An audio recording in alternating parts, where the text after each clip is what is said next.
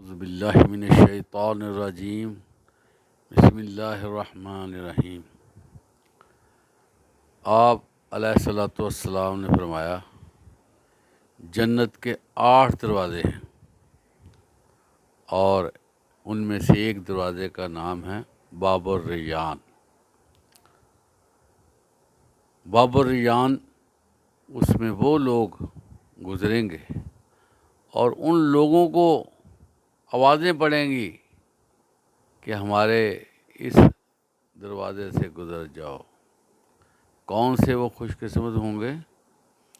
جو روزے رکھتے رہے ہوں گے، جو رمضان المبارک کا استقبال کرتے رہے ہوں گے، جو انتظار کرتے رہے ہوں گے کہ رمضان المبارک آئے گا ہم روزے رکھیں۔ تو ان لوگوں کے لیے خوشخبری ہے جو روزوں کا اہتمام کرتے ہیں اور ہمیشگی رکھتے ہیں روزوں میں، اور بلا وجہ روزہ قضا نہیں کرتے۔ اگر قضا ہو جائیں تو بعد میں وہ قضا پوری کرتے ہیں۔ اللہ تعالی ہمیں صحیح معنوں میں رمضان مبارک سے فائدہ اٹھانے کی توفیق عطا فرمائے۔ وآخر دعوانا الحمدللہ رب العالمین۔